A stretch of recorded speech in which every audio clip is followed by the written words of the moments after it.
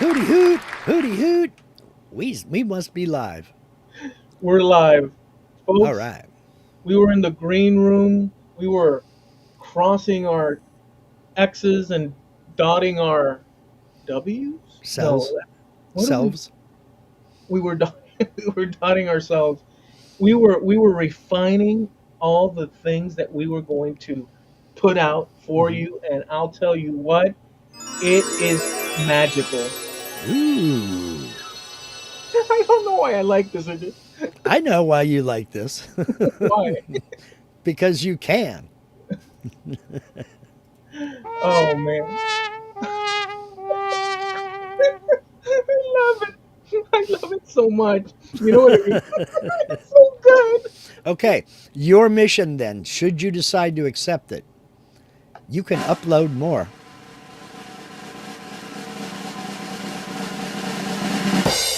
Oh man, if you would have, you know what I don't like about this one? Mm, That if it's it's shorter, so so long. yeah, because I wanted to hit it right when you were gonna say the punch and then just go, Hmm. but it's too much. All right. So if we can upload more, we can do that then. I think we can upload more, yes. I like it. I'm not gonna sit here and lie. I can play with this thing all night. Hmm. Um, So, anyways, we're here. It's the Trampled Underfoot podcast show. And I Hmm. just have to say up front that nothing that we say, opinions that we offer during the show, do not reflect our sponsors' opinions in whatsoever anyway. Even if someone like myself, as co host, in some other forum distant from here, says something that sounds provocative, it does not reflect the whole. And even if I'm at home, sleeping and dreaming, and in my dream I'm thinking of things, even that should not be taken. The dream police are inside of my head. The dream police. I can't Um, remember who did that song. I'm going to have to look it up. dream, dream, dream. Anyway. Um, so what's going on, Mark? Oh, just fighting the good fight. Day 52, I believe, of this whole thing. But, in fact, I'm going to do this.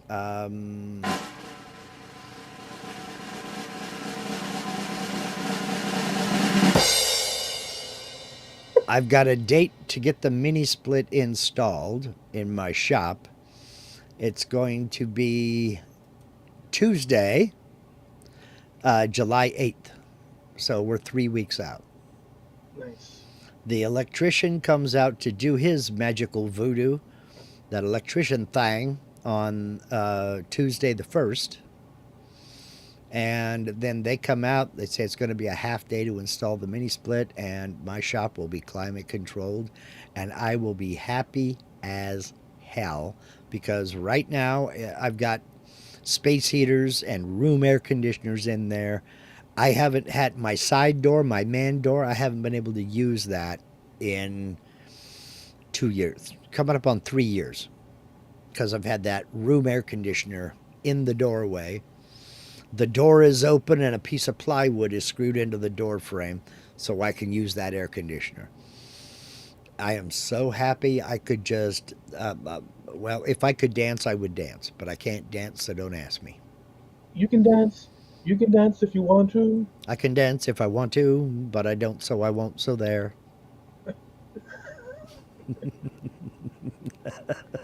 Man, what a crazy ride this has been. Nobody under the age of 35 has any clue what we're talking about. I'm telling you.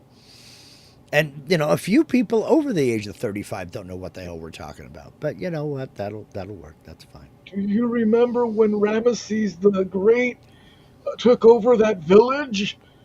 Nobody knows what the hell I we're at that remember. stage. We're at that stage. I remember Remember back when in Genghis? this. Go I ahead. remember back in the summer of '47. Me and old Jeffrey, we went up there down the road for a piece. Never mind. I had no finish for that. I saw a photograph, Mark. You know I love California. at least my experience of it. Hmm. It's great to be there for a year and some change, because when you leave, and especially a long time ago, because it leaves you a nice snapshot. Hmm. Yeah, not about recently, because that's. But I'm very fond of California. It's such a special. It's just, and I've said it. Like Hmm. I can't sing the praises of how beautiful the environment and all of it. It is magic in my opinion. Hmm. I'm sure Oregon, even traveling up, it continues with that beauty. I mean, I've Nope. seen Nope. pictures. It ends at the border. It ends at the border. It don't nothing to see here. It just move along. It's difficult from a person that lives on the opposite side of the world to Yeah. really, but like I know I have seen videos and photos of your area, and Hmm. even with you, and it's just spectacular. And even the green areas going Hmm. inland, or I believe it's in inland where there's wooded whatnots. Just the whole thing, it's just amazing. But in any event, I saw a picture of downtown LA Hmm. in 1901, and it had your brick structures, Hmm. like your 2, 3 story old west type things that had been built maybe 20, 30, 40 years prior Yeah. in the mid or third quarter of the 1800s that were still there in like 1901. Yep. And the picture is obviously black and white, but you see a buggy with its horse and all that, like looking down at the street, Hmm. and it's all dirt. Yep. And I had to I had to rearrange myself because my stomach, since I'm full, I Hmm. couldn't I couldn't. I had to rearrange my stuff in order to get my. Okay, so I'm so bloated. Um, and in the photo, it's awesome, Mark, because there's a sign on the building on the left hand side, Hmm. and it says Cuba Cigar Company. Yeah.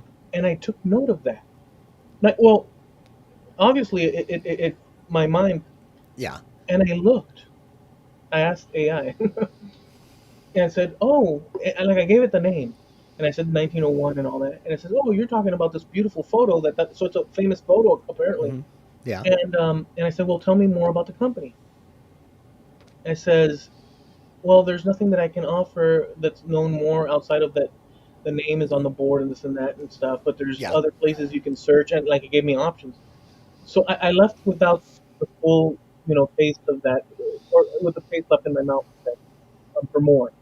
Um, But it got me to thinking about the lives of those people. I always do that. Hmm. And who were these people working in that building that were maybe shipping from Cuba there through Mexico, maybe Yeah. due to how the whatever the lanes of business they were, and just that whole thing. And it really it's an awe inspiring just looking at it. Whatever, I just it toughens my. Well, the thing about pictures like that is you also get to see what the area looked like before it was as built up as it is now. Yeah. You know, um, there are a couple of videos that have been remastered. One of them was called A Trip Down Market Street in San Francisco. And there's two of them. One of them is, I mean, it's just, I don't know what the guy had the camera mounted on, but it was in 1904 or 1905 before the earthquake and fire. And it, I don't know if it was on a trolley or what it was on, but the camera didn't stop and it just cruised right down Market Street. There were no stop signs, there were no red lights, there's horses and buggies all over the place. There were, uh, there were, I think there were cable cars. There were some cars, but not many, here and there. But it was all horse and buggy and people just going to and from and doing their normal thing. And then there was another video shot the exact same trip after the earthquake and fire. And just the ruin and people picking up rubble and throwing it onto these lots to get it out of the street. And other places, they're digging it out and putting it in buggies. big wagons with huge team of horses on it to haul stuff out of there. Just a completely different scene, but it's the same trip. And yeah, you think about the people that you see walking down the street or buying bread at this outdoor stand in front of the bakery or something like that. There was another video shot from a trolley.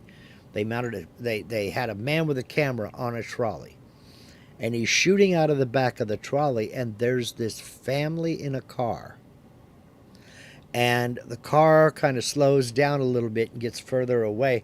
You can see the license plate on it, and there's a chauffeur, dad sitting next to the chauffeur, mom and child in the back seat. I want to say there were two kids. I may have just been one. I don't remember. But it was about a 5 or 6 minute clip. Just, you can, and people going by up beside him and this, that, and the other, and folks walking down the street, stuff going on in the background. But basically, this family, their car got behind this trolley and never left. So this family is front and center. Due to the internet, the internet kind of took it upon itself to figure out who these people were, using public records and what have you, and they figured out who this family was. And he was a businessman, and they were fairly well to do. He wasn't super uber rich, but they were fairly well to do. And the kids' names and the wife's name and all this other stuff, and the name of the chauffeur and all this, and the detective work that can be done based on something, just the license plate. They found out who the car was registered to way back then. And that led to the family and discovering everything about him. I think the person that did that investigation, the way I recall it, Mm-hmm. and I saw a video too, but it's been a while. Yeah, it's been a Um, while. was the Genie blogger, which was the guy that did my DNA review. Mm-hmm. Yeah, 'Cause- he reviewed your website. Yeah, your So YouTube video. I think he's the same one. I know he did a report on it, but I don't know that he was the one that did all the tracking down. I don't know. He may have been, but I really don't know. But I know he did a report on it. I think he's the one that did it. Mm-hmm. I think it's on his channel, but this is from my memory. Mm-hmm. And the guy is very like like that. Like Mm-hmm. he's done forensic stuff in the past and this and that, Mm-hmm. using DNA and all that. Um, and just as an aside, since that's at least I don't know, we could check to see if that's true or not what I said, but that's how I remember it. So it's Mm-hmm. just my anecdotal memory Yeah. recall. But he did do recently, within the past year or two, a video of him visiting his friend family. Mm-hmm. He's a Jewish person, the Mm-hmm. Genie Water is, and it's funny because his family, like such as the story of the Jews, and in context of the United States, the them coming here during the turbulent eras that we know of, Mm-hmm. in the past, time, century back. Um, he actually went and visited most of his families, and where he went Mm-hmm. was to England. He had a nucleus of people in England of Mm-hmm. Jewish, like they have their Jewish cemetery, like the whole 9 yards, Yeah. and like a synagogue that's like the place. So he went and visited with other families that reunited there, and then after he did the whole London thing, he traveled to Amsterdam because that was a great hub for Jewish diaspora. Many of them in Amsterdam, interestingly enough, came from the Iberian Peninsula. Mm-hmm. So a lot of Jews, when they were expelled um, during the reconquest of Spain, Mm-hmm. or the Iberian Peninsula, then Spain, were told that you gotta either convert or exit. And many of those people went to North Africa. Some of those people went to other parts of Europe. a lot of them went, or a fair amount went to Portugal, because for some reason, for a time in between that, Hmm. they were two different countries, Yeah. even though they're part of the thing. Um, there was less like reckoning, Persecution. Yeah. so they fled there. But then Portugal turned up the amperage on that, and so they took up and left there, and many of them ended up in either England or the Netherlands. Some went other places, but the Netherlands. So the Netherlands became this hub Hmm. during those long ago times. And here's the bit. Uh, by the way, I think it's through those connections that I have connections through everything, because once you go back in time enough, you Yeah. have people all over the place. But I have seen connections with those people, and it's weird. Um, but it's based on those people there that stayed there. That this guy, the genie blogger, um, his genealogy reaches him until he transferred his family, transferred over to the United States. But anyways, the last thing I wanted to say is that those people in that Netherlands area, when the United States, or before the United States was the United States, and New York was New Amsterdam, Hmm. many of those people of Iberian ancestry, albeit Jewish in ethnicity, Hmm. um, but they mix with the local population. So they're Sure. basically carrying Spanish ancestry plus Jewish ancestry, because that's just how it works. So I have Jewish, Hmm. but going back into, it's no longer like something that I can say, "Hey, grandma," but back when I would have components coming to me. They traveled from Amsterdam and founded that New Amsterdam. Hmm. Um, and there's actual U.S. records, Hmm. and you can see all these people, and so they were there from that. And then it changed over Hmm. to New York. Right. So it's an amazing. This guy came over, I would assume, in recent time periods, like within the last 100 something years, but his family did. But it's an interesting thing how it's all spider webbed together. So either some of these people came a long time ago, or they came like within the World War I, World War II situation. Yeah. Uh, it's amazing how far back things go. And it's amazing what you're going to find when you start looking that far back. You may know, I mean, and dude, I'm perpetually surprised by the number of people that don't know anything beyond their grandparents. So many people don't even know who their great grandparents were. And I don't know, maybe I'm weird because I remember both of my great grandmothers very well. I remember one of my great grandfathers because the other passed away when I was, I want to say 4. So I vaguely remember him. My memories of him is just him sitting in his chair in the living room. That's all I remember of him. The other one, I was probably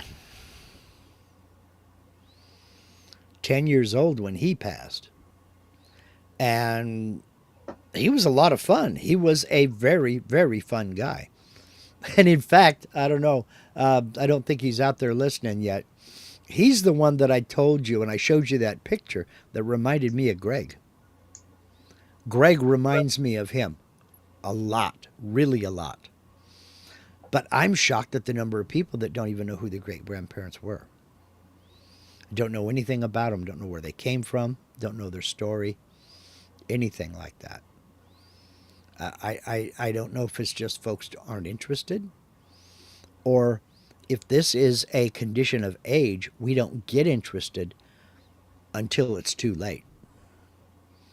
You know? I mean, I That's started true. getting interested in this stuff in my 20s, so I was able to ask my grandparents, tell me stories. Tell me about your childhood. Where did you grow up? You know, what did you do? Yeah, it's not. So, I don't know that it's only. I think it has to do the interesting. I think it has to do with upbringing and how. and familiarity. Like if your parents, it depends on the to a point. It depends on because somebody just has the natural inclination too, but Sure. it depends on your parents, the stories that they tell you. Like my grandfather would. I would sit with my grandfather on the porch, Hmm. and he would tell me these fantastic um, stories of his past Hmm. when we're sitting in a swamp area, flatland, Hmm. tropical area, and he's telling me of snowy mountains and traveling to small villages Hmm. and adventure. So for a kid, I mean, I'm a hop, skip, and a jump from Spain Hmm. in every direction, Yeah. except a few which goes to Italy and this and that. But the point is that once you grow up here, I'm detached from all of that. Yeah. So I'm none the wiser unless, But you had somebody there to tell you the stories. but I And had somebody there to tell me the story, right? you and I are weird though. We are both. You are where you grew up. Hmm. I mean, you are right there. Hmm. I'm within a few miles. Um, a good percentage. Okay, we lived in California. We moved down to California, the San Francisco Bay Area. I was 5, so we moved down there in '66, and we moved back up here in '77. So I was gone for 11 years, but we spent every summer up here. So it's almost like I was raised here as well. And the people we visited were my grandparents. We stayed sometime with my dad's parents, sometime with my mom's parents, and my great grandparents were here. They were around. And I was able to get those same stories like you were. My grandfather told me one very simple thing. My grandfather on my dad's side said he was a lineman for the electric company here. And he told me, you don't know the meaning of the word pain until you spend a weekend out on the houseboat with your bare feet up on the rail and get the soles of your feet sunburnt. Then go climb electrical poles for a living. And I couldn't imagine that. I remember his boots. That man had some serious work boots. So he worked the electrical lines. Yeah. He said, now get the soles of your feet sunburnt and go do that for a living. And I'm like, oh man, no thank you. No thank you. So just little things like that. Um, from my grandfather, my great grandfather, it was mainly talk about farming because that's what he did. He was a farmer.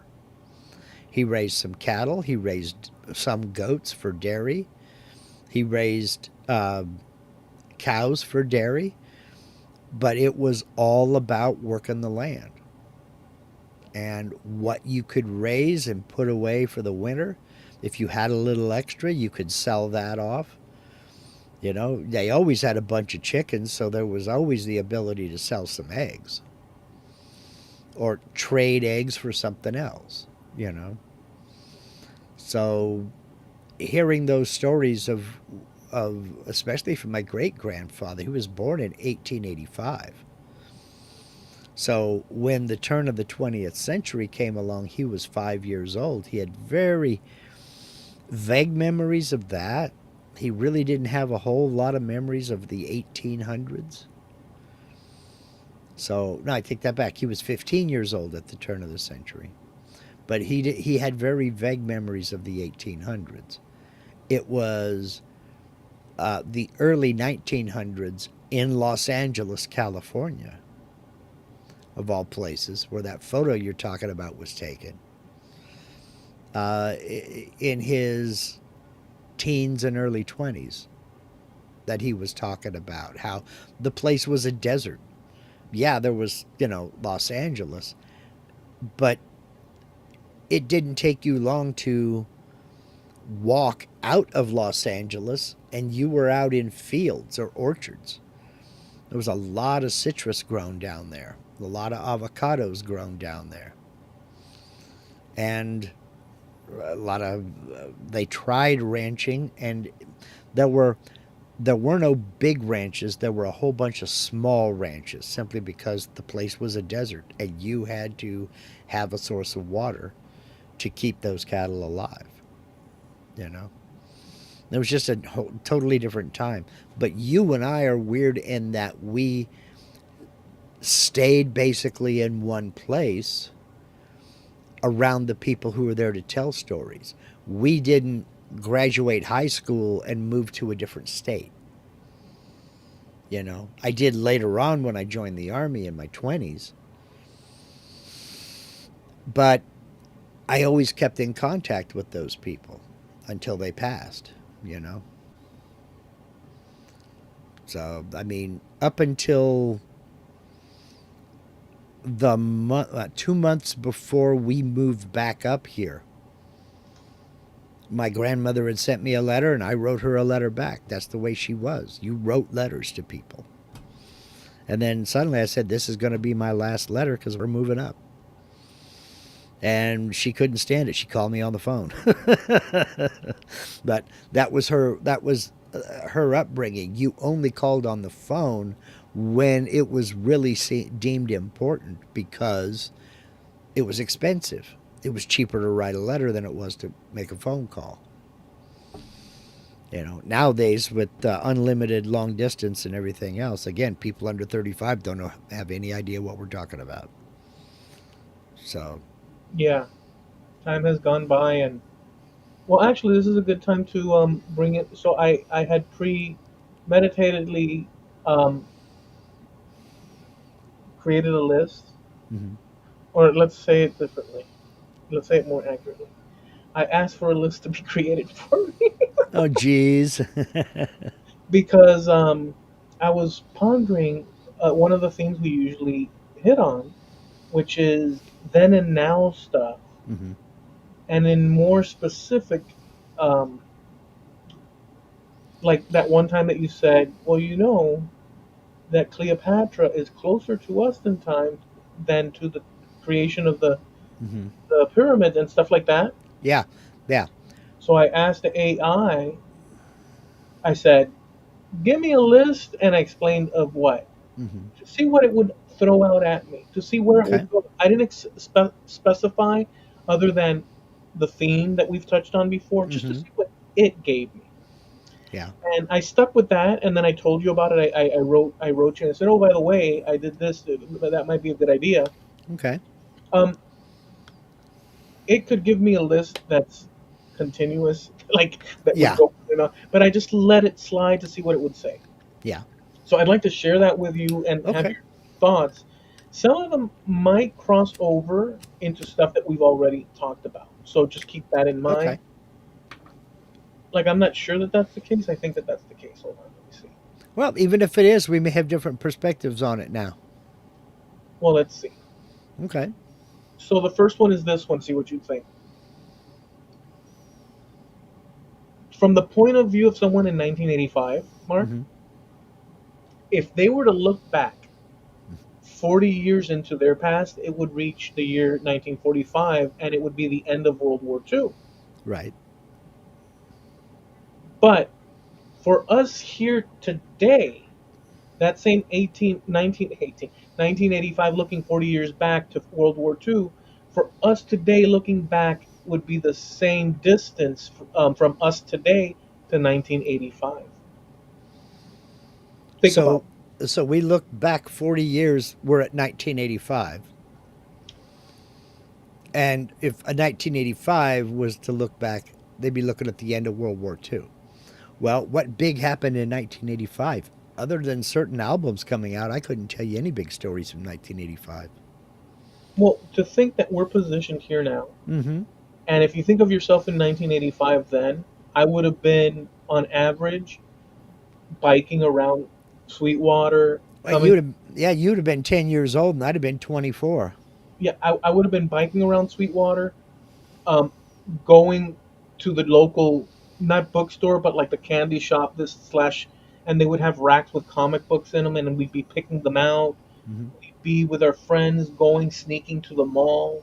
where we weren't supposed to go because it crossed a major road.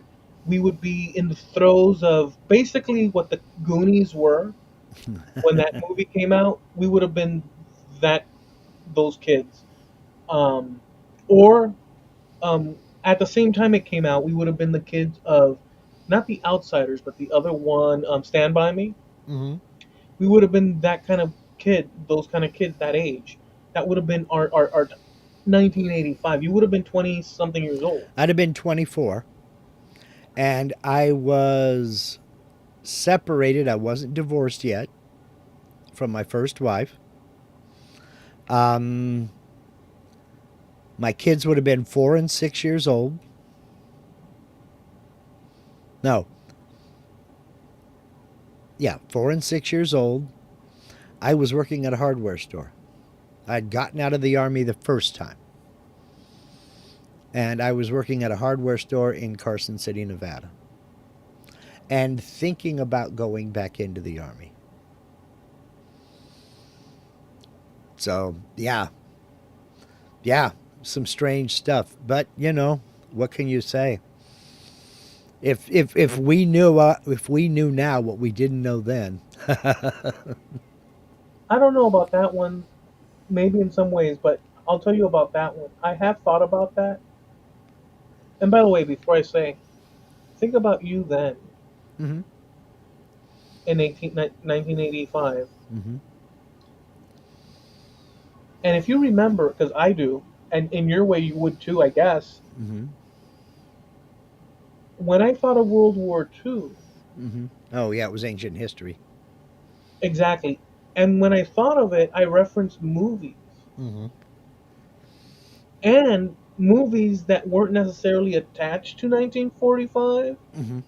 but, or I'm sorry, forgive me, that weren't attached to the war, but Hmm. were of that era. So it Yeah. gave me a sort of like glue Hmm. of that era. Well, I did too because I grew up with those movies, and a lot of them were still coming out when I was a young kid. Um, Guns of Navarone and what have you. There were various movies that came out when I was real young in the early 60s. And I had no appreciation for them. I'm a toddler. All I knew was Donald Duck, basically. But that was my frame of reference as well. Was the old movies? They were expendable. One of two of my favorite movies are of that era: In Harm's Way and 12 O'clock High. Both of them, I think, are fantastic films, and both of them take place during World War II. Both excellent films, by the way. I highly, highly recommend them. Now think of this too, within this whole thing. Okay. Our positioning in 1985, Hmm. which we were, if you think of us at that time in our respective ages and this and that, but in that year, we were at the cusp, the epitome of technology then. Why would it? Yeah, yeah, roughly. No, not roughly, literally. Hmm. If you're in 1985, the epitome of technology in 1985, you're viewing all around you. For that, I'm not saying you Sure. know what I'm saying. Yeah, and I get what you're saying now. Okay, Yeah. but here's the bigger thing. When you viewed back to 45, you could visualize a huge increase in technology and this and that from that point this way, not to include space, not Hmm. to include from black and white TV to this and that. It just back and forth, everything and everything. Okay, but if you think of 1985 to now, yes, we can point those things out, and you would. But is it that drastic? In other words, from 1945 to your 18, sorry, from from 1945 to your 1985 you, the technology that swept towards you, Hmm. compared to from your 1985 you till today which which swath is more The extreme? The from 85 to now, the explosion in technology, especially within the electronics realm, was bigger than the technology boom from 45 to 85. From 45 to 85, the technology developments were dedicated to two things: space, the space race with the Soviets, and refining things we already had: better telephone services, better television services. We got cable TV, color TV, FM uh, stereo, the electric guitar. Those are the kind of things that came within, 1945 and 1985. Developments in rocketry, our ability to go to the moon, satellites, communication satellites, you know, um, things of that nature. Uh, But the technological explosion from 1985 to now, the advent of the home computer, which then transitioned into the cell phone, nobody has a PC anymore. We're both weirdos. Everything's done on their phone now. Let me add placement. Okay. We're talking about 1985, and I just since you were mentioning all that, Hmm. and you decided on from 1985 till now was everything had relevance, but you're saying that Sure. this technological boom is like insane, Yeah. and and And much faster paced. yeah, and I can't. I asked you to judge something in two quadrants that is difficult to, you know what I'm saying? Yeah. Because there was savage uh, forwarding of technology from 45 to 80 to 85, but I gotta tell you what you're saying. Yeah, from 85 till now, it's like mind bending. There are more people focused on more things: medical advancements, MRIs, treatments for diseases, uh, uh, the stem cell research, DNA research. The the technology, and it just came at a rapid pace. So much so that things that are 10 years old are now obsolete. There's a lot that's obsolete at this point. Hmm. Yeah. Um, If you have any home electronics that are 10 years old, they're obsolete. Do you have an answering machine on your phone? no, well, actually, I do because it's all digital. Well, no, you have voicemail. Well, yeah, You don't have a physical answering machine with a tape that you recorded with your greeting. Hi, leave a message after the beep, no, and then go. Right. You don't have a pager anymore. no, but somewhere around there, I might have it. You don't have a cathode ray tube television anymore. You've got a flat screen. I You have know, one sitting in storage. yeah. Well, you may. I have one sitting in storage too. Because that's the way we were brought up. What happens if this TV breaks? Well, I've got another one in reserve. I can watch that while I'm going out and shopping for a new TV. But see, you and I hold TVs dear because they were expensive when we were young. You know, now they're cheap as chips. If you have $150, you can get a 40-inch TV set. You know, So let me. I looked it up since we're talking about 1985 and the difference between 1985 looking back to 1945 as opposed to you in 1985 moving.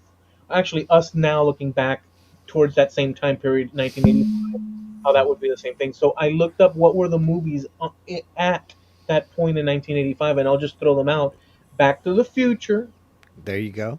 Breakfast Club, Hmm. The Goonies, which we Hmm. mentioned, Yeah. Rocky 4, The Rambo apology. First Blood, Part 2, more Oh, action, more explosion. okay. The The first color, one was the best. the first one was really awesome. The Color Hmm. Purple, I don't remember that movie. Out of Africa, I remember it, but I never. It looked boring to me. Witness, starring Harrison Ford. I might have Yeah. seen it but forgot it. I saw parts of it. Yeah. Mad Max Beyond Thunderdome Saw it. and Clue, which was freaking awesome. I loved that movie. I still love that movie to this I day. I didn't see Clue.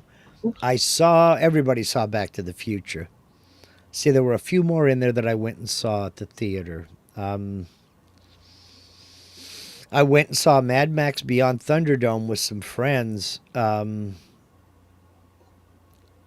In no, I didn't see. No, I did not see Beyond Thunderdome. I saw the Road Warrior. I did not see Beyond the Thunderdome. After Road Warrior, I thought they jumped the shark. You know, it's like, okay, you need to retire this franchise. Now you're just getting ridiculous. Here's the list of the albums that came out. Um, Whitney Houston, her first album. Okay. Tears for Fears, that included Everybody Wants to Rule the World, which was an awesome freaking that really touches on my memory because that was around all the time. Dire Straits, Brothers in Arms. The first album to be 100% digitally recorded and released on CD. There Phil was no analog tape involved in the recording of that album at all. It was all done digitally. Phil Collins, No Jacket No jacket Required, required. Good album. uh, with Susudio, Hmm. One More Night, and all that. Prince and the Revolution with um, uh, Purple Rain. Raspberry Oh, Beret. Raspberry Beret. Okay. Madonna Like a Virgin, which really hit hard. That I mean, we didn't like it because we were boys and liked our heavy metal and rock and Hmm. roll, so we thought it was like a virgin. No, LL Cool J. I don't know that one, but the Smiths, Meat is Murder. Simple Minds, Once Upon a Time, which Alive and I don't even I know Simple Minds, but Alive and kicking. I know the song, but I never bought the albums. and then Kate Bush, Hounds of Love, which I don't recall. The only album out of that entire group that I had was Dire Straits' Brothers in Arms. Fabulous album. Fabulous album. Now here's another one, Mark. Another one of the ones that then and now. Okay. Michael Jackson's Thriller album from 1982 is now currently as old um, for us as Elvis Presley's debut album in 1956. In other Was words, when Elvis first came out with his album, from mhm. us till then, what? How does that work? Okay. Michael, From Elvis to Michael Jackson is the same amount of time as right? Michael Jackson to us now. Yeah. Damn, I'm old. How screwed up is that? Yeah. Because if Yeah. you think about when Michael Jackson's Thriller came out, if you think about it, Hmm. it was fresh on the thing. But if you thought of Elvis, Elvis was like, Yeah. way. It was ancient history. You know, your grandma listened to Elvis. Even mom was too young for Elvis. Well, I've told you before that I had friends because these were all their parents Hmm. were Vietnam vets and Hmm. similar. Like they had just like within the past decade or less Hmm. exited the Vietnam conflict. So Hmm. their dads were, in many cases, I remember my friends telling me, "No, you know what? Dad doesn't like to. He's on his own. Yeah. Like the impact of war and all the things that we know of. Yeah. And they'd be out and about, and we'd all go as kids and stuff. Some of their dads would like tell us, "Come on, kids, get in the back of the truck. We're heading out." Yeah. And we'd jump in the back of the pickup truck and we'd go, Yeah. everywhere with them. And so it depended. But if you think of that, or my thinking, I would go into these kids' houses, and some of their houses were literally the mom was Hmm. so much an Elvis fan that their whole Oh living yeah, was like a shrine to Elvis. yeah, yeah. You remember the Velvet, black velvet Elvis paintings? of course. Well, that's what the Atlanta Miles song is about. It is 100% about Elvis. And that's where that black velvet in the little boy's smile. That little boy was Elvis. That's incredible. That whole song was about Elvis. And it's black velvet, if you please.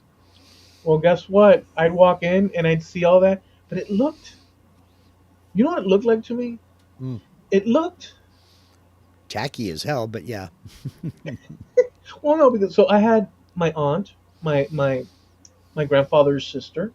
Her home was all, the decor reminded me of flamenco in Spain. Hmm. It just really set you in this Well, embroidered, like it that was Spain. that was the style. It was Spanish colonial style. Well, I don't know if that was the style. Dark, yeah, it was all over California. Real dark furniture. Well, no, let me make the Go well, ahead. I'm sorry. no, no, no, because I wanted to make the connection. Just my connection is that the Elvis thing, Hmm. because of its flamboyancy, Hmm.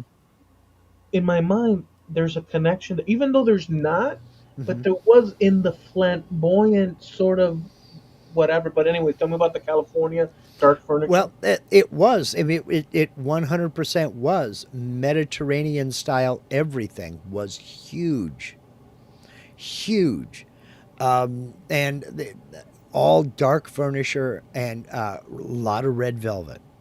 Sometimes green velvet, but a lot of red velvet and velour. Um, Real dark pine. I didn't know it at the time because I didn't really give a damn. But the guy that lived across the street from us, we lived in a little cul-de-sac. We weren't down in the circle of the cul-de-sac. We were on the road that went towards that circle. And the guy that lived across the street from us, he was making furniture in his garage. And I had no idea what he's doing. He's out there with pieces of wood and a blowtorch. And he's just torching the wood really lightly, just torching the living hell out of it. And then he'd put that down and he'd grab another piece. And I remember him sitting there out just with the garage door up.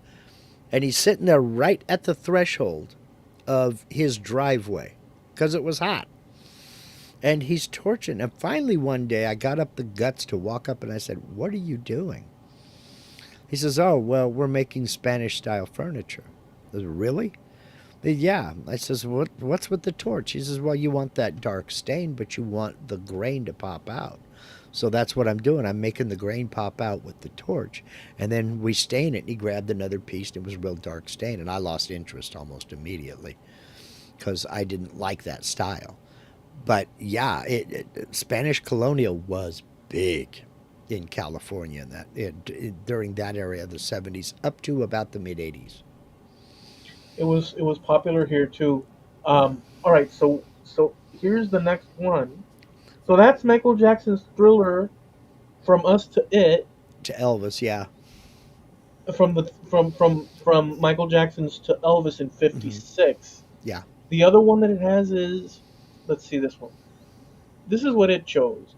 The launch of the original Nintendo Entertainment System, Hmm. 1983, Okay. is now as far back as the invention of the transistor radio, 1947, was to someone in the early 80s. Yeah. That's wow.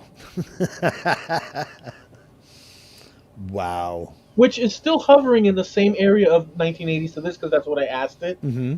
The other one, The Fall of the Berlin Wall, 1989, is Oh, now as dude. far in the past as the start of the Cold War, 1945 to 47, Yeah. was to someone in the late 80s. Yeah. So for us, looking back to 89, think of that time that has passed, which to me, I can think of it like yesterday in a sense.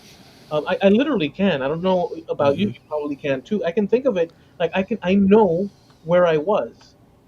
I was here. Yeah. I was right here. I was here. Actually, I was at Well, my girlfriend's house. I remember the everything. dude, Uh, we were in Germany at the time. We were there. That was 36 years ago. It don't seem like no 36 years ago to me. We were in Germany at the time.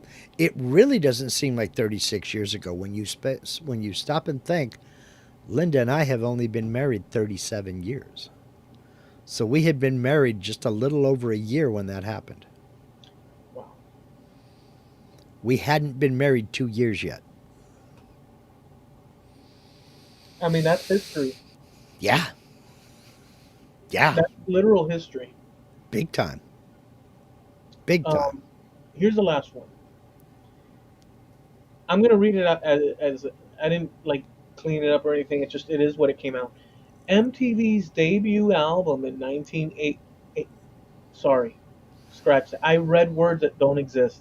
MTV's debut in 1981 is now as distant as the first commercial television broadcast in the U.S.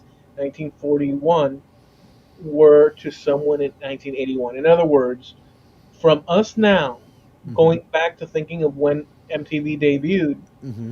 that distance of time would be the same distance as someone in 1981 thinking back or looking back to the first television broadcast.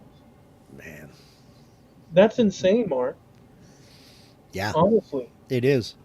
And that's kind of an example of that technology rush because MTV is still around, but what does it start at? MTV stood for music television, Yeah. and they played music videos. And they begged bands and performers, make videos. We want your videos on this channel. And bands saw the importance of MTV. Oh, hell, we need to make a video. And you had things like Michael Jackson's Thriller that cost millions to make the video for that song. And the production values just went through the damn roof. And then 2 years later, it was gone. And they went on to reality television. And now there's no music on music television. You know, that's how fast things moved and became obsolete all of a sudden. People didn't want to watch videos. Now, let me ask you a question. I'll give you three or a couple of them and then see what you say. If you have any, Mm-hmm. see what you say. When I'm driving around in my car, Mm-hmm. in today's world that we live in, highly technological and advanced Mm-hmm. that we are, we're futuristic, man. We're futuristic. We are. We are robotic. As futuristic as you and I are, we are at the primo, cuffs of the edge of the. We are living the Jetsons life.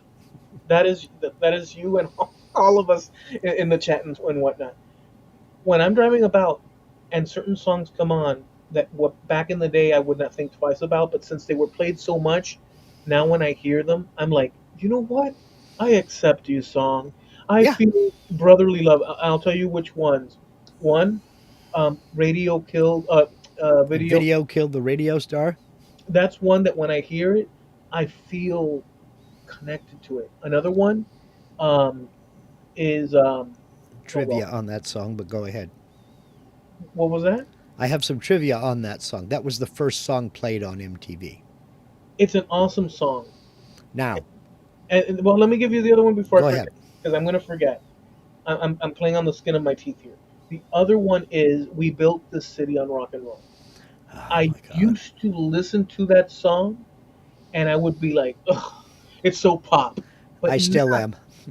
but now when I drive around and it comes up, you know what I think? I'm thinking I'm driving. I said, you know what? We sure damn did build this city on rock and roll. Damn it! And I'm driving around. I'm thinking, yeah, we built this city. We built this city on rock, and I'll pump up the vibe. But here's the point, and I'll see what you say. I used to think of those as collateral frickin' stuff, and now I'm like, you know what, man? These are, it's. I accept it as mine. So, what are yours, if you have any or any thoughts that you have? Um, I still feel that way about video kill, not video kill the radio star, but we built this city, but only because it got so overplayed. There were certain songs back then that were just overplayed to death. And if they come on the radio, I will change the channel or shut the radio off. I would rather listen to the wheels on the asphalt than listen to that song. That's one of them. And unpopular opinion, and I'm going to get some hate. The other one is Dust in the Wind by Kansas because it was so overplayed. There were times we only had two radio stations up here. There were times it was on both stations at the same time. Or if it was just starting on one, it was ending on another. You could not escape that damn song. And I got so sick and tired of it, I don't care if I ever hear it again.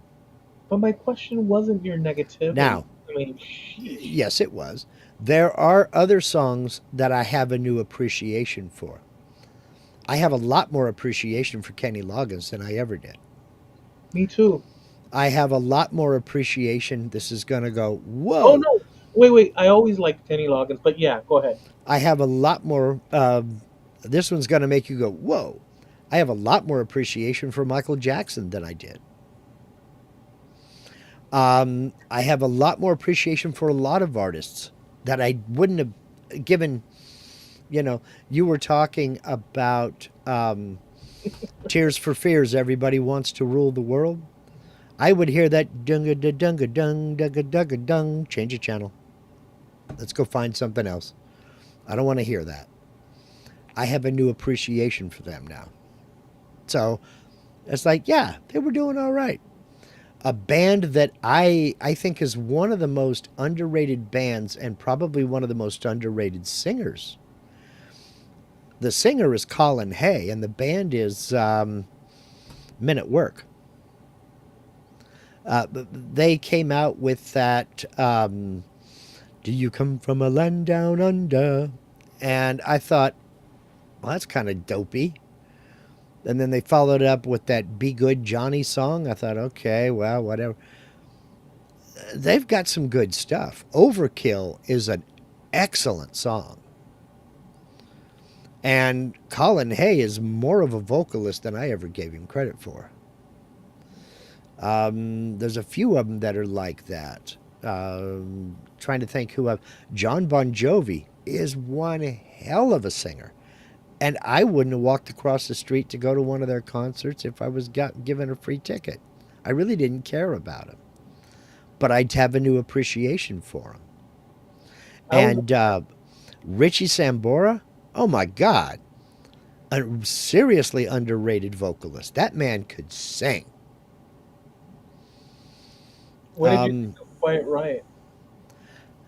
They were just kind of there. I was into other stuff at that time. I really didn't get into the hair metal, you know. I kind of looked at it and laughed at it, because it wasn't serious music. I was above all that. It wasn't serious music. I didn't listen to Rat. I didn't listen to Quiet Riot. Um, there was uh,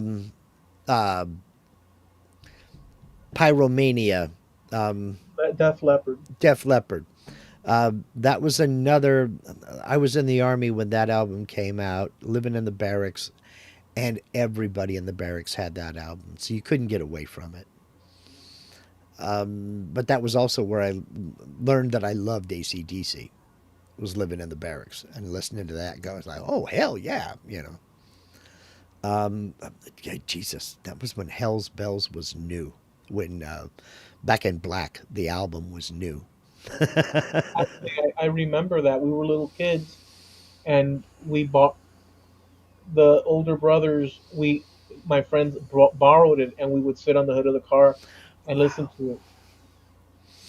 Wow. Frankie, CNC and woodworking.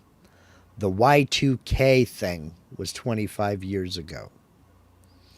Remember the I don't know if you remember the Y2K bug. Everybody was freaking out about that. Dude, I remember this. I remember further back than that, and I do remember that. That was the fear that things were going to stop working, and I, Yeah, airplanes were going to start falling out of the sky. It was going to be perpetual blackouts and all that stuff. yeah, And there's a lot of engineers worked their butts off to fix that. And when the clock rolled over, I was a shift manager in a casino working the graveyard shift. And we always had a New Year's party. And when the Y2K, when it flipped over after midnight, I mean, I'm kind of looking around. Is the power going to go out? Am I going to have to dive on slot machines? What's going on here? And dude. absolutely nothing happened. No, And I was nothing. like, Just I was kept like, going. shoo. So, I mean, It all just kept going. good job, engineers. There was also a sense that going into the year 2000 Uh-huh. was a certain threshold, Yeah, a Futurama type threshold. yeah. There was a sense of that, but once it crawled into the 2000s, It was just another day. it was just another day. But I will tell you this, in a certain way, that changeover Hmm. for me marks a landmark transition into um, The what 21st would century. what would come, Hmm. and I Oops, sorry. personally see that as a pivotal, um, total wreck of a pivotal moment in terms of we entered a dark period of attacks and all Hmm. sorts of stuff happening and this and that, um, that were significant, Hmm. and we were coming into our own with more widespread internet, Hmm. like accelerated, like Well, every home would have some access and stuff. Momo says, and we weren't that connected during the Y2K thing. Imagine if the same happened now. Hmm. Yeah, if We're that connected. That's true. if think of it this way, if for some reason internet service just stopped, it would just stop. Mass attack, something happened. I remember when YouTube went down, when Steve was on your show, the Mad Maker show, and YouTube went down, and people went absolutely frickin' ballistic about it. They went nuts. What are we going to do? Well, what did you do before YouTube? You know? It's weird for me to think of it this way. YouTube is 20 years old this year. It's still new to me. This whole YouTube thing is still new to me. It's 20 years old. It's new to me too. Mm-hmm. Like to me, this is like we're. Yeah. But wait a second. Steve says, and it still wasn't my fault. Yes, it was, Steve. But wait a second. So 2000 YouTube started in 2005. 2005. Uh huh. I didn't get my computer of interest Mm-hmm. until about 2005. And the only reason I bought my own computer was because I had heard about a music, workstation Mm-hmm. that you could attach and you could have a virtual studio at Mm-hmm. home. Um, and it's only for that reason that I bought a computer. But once I turned it on, because at that time it was Windows XP, Mm-hmm. um, I was the the doors that opened Yeah. was it's almost everything that happened. It's almost the drastic changes for me. For instance, with the AI Mm-hmm. and my use of it since last year, that you since the beginning of the year when you sent me the computer and I started using AI, it has been as revolutionary for me, if not more, Mm-hmm. than the day I got that computer. Yeah. AI has been more revolutionary. Mm-hmm. Impact. I can't even say that. I'm. I'll say it this way: the impact of being able to ask virtually any question, being flooded with answers as you so Mm-hmm. choose, has been so impactful. Because you could do that on your own, searching, typing, but the technology that is AI, and that's only what you and I have available. You used it to generate a list for a topic for tonight's show. Mhm. Something that you would have never thought of um, June 17th of 2024. You'd have never thought that you'd be using an AI. You know what I did back then when we had these same conversations? Hmm. I would type in top 10 list, and then it would give me websites, Yeah. and I would search those websites Mm-hmm. for the best cool list that I wanted to share with Yeah. you. I used to But do the same thing. Today in music, it was one of my big things. What happened this day in music history? And then I would search for what happened this day in history. let's I'm gonna type something in right now. I'm gonna ask it this, and I'm gonna tell you what I'm gonna ask it. please tell me about the Trampled Underfoot podcast. Oh, let's see what it comes up with. Who hosts that, and what is it about?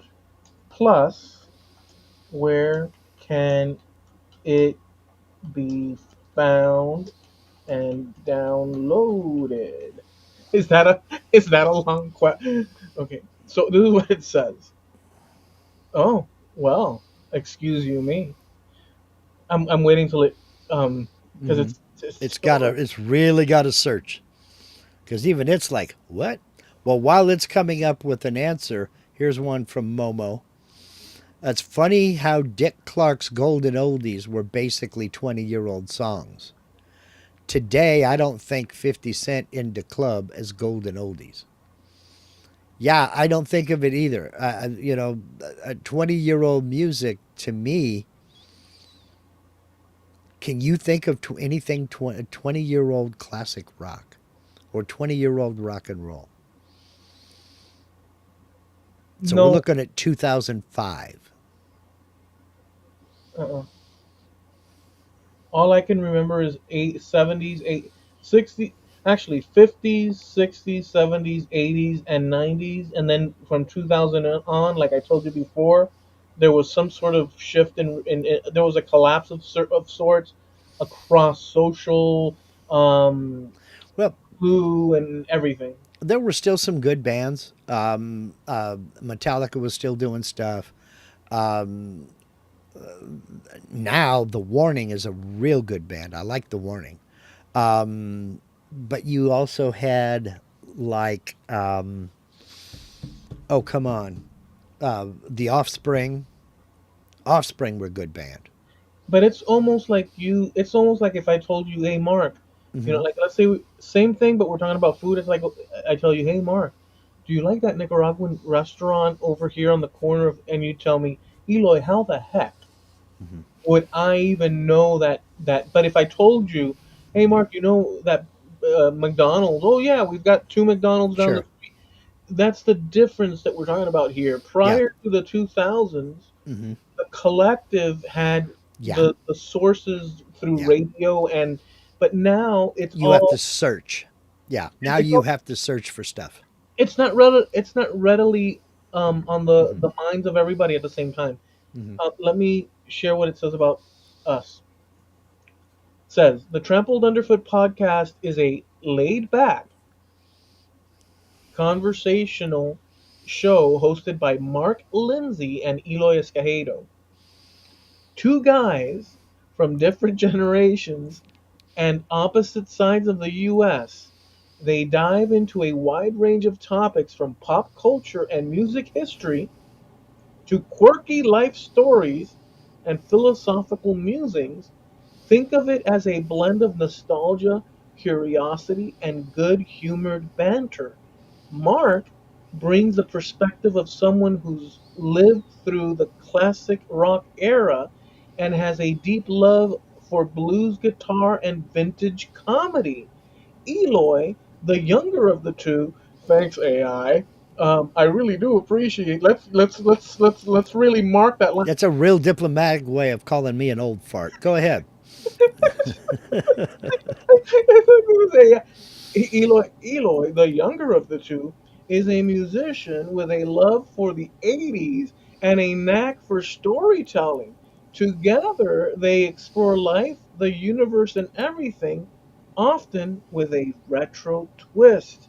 And then it says, you can listen to or download the podcast on several platforms, including YouTube, TuneIn, Podbay, their official website, and it says where you can also suggest topics and leave feedback. And then it says the typical record live every Tuesday evening. Um, oh, I'm sorry, forgive me, dude. They typically record live every Tuesday evening.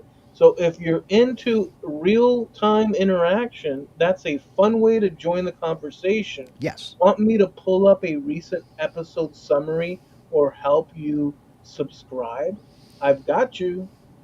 Hey, I like it. Now let me ask you this question, Mark. I said yes just to see Hmm. what it says.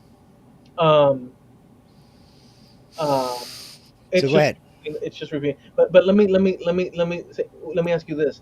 Let me ask you this. So what I just asked it, Hmm. and it gave me. I know that some of it you've, or not some of it, the key facts or the saying, the slogan of Hmm. life, the universe, and everything that you came up with that for our show. Um, which I think I stole it from Douglas Adams. from the Galactic The something. Hitchhiker's Guide to the Galaxy. Yes. And you know what music what is it, who said music, every poet is a something and every something is a thief, whatever. Every musician is a poet and every poet is a thief, something like that. I think Bono said that. In any event, not that I'm condoning Bono, nor Yeah. nor Yeah, that's one group I have not changed my opinion on. well, all that to the side. My question is, all that extra stuff, that summary, Hmm. where does that come from? Because it Excellent point. Unless somebody else has reviewed our podcast, where did it get? How does it know? Well, everybody who has listened to the podcast knows that you're in love with the 80s. And everybody who has listened to the podcast knows that I'm in love with good blues guitar. Um, so, but you would have to listen to the several episodes to know that. but notice how it gave us a summary Mm-hmm. with idiosyncrasies Mm-hmm. that it sussed out from the broader world of the web. That is something. Momo says AI was smart enough to know it was you. There's hope. But I mean, think about that. It's such a curious thing Hmm. that it basically rounded up and gave Yeah, us a filtered summary. and that was actually a pretty good review. We are pretty laid back. It is a conversational thing. We try to include our audience, but I think I speak for both of us when I say it was still Steve's fault. That remains to be seen. I'm just wondering where he's going to redirect my website to. That's what he's working on right now. So tomorrow, when you go to marklindsaycnc.com, it's going to go somewhere else. I mean, it may be to an Australian Shepherd breeder in Hoboken, for all I know. If anything, Steve, redirected to Hoodoo Souvenirs and Tammy's Backyard Barbecue and He's Sauna. he's sitting there right now, going, "Ooh, good idea." If such a place existed, would you visit it? No, Hoodoo Souvenirs and Tammy's Backyard Barbecue and Sauna? no, What part of the country would you place that? the South. Would it be what would it be in the Well, city now or you're talking about hoodoo souvenirs. You're talking Louisiana, yeah, close to New Orleans. yeah. It's so great. It's Yeah. so great. The problem is there is somebody out there right now named Tammy going, "Dang, that's a good idea. That'd be a good name." Oh man. Luther, we're changing the name of the barbecue joint tomorrow.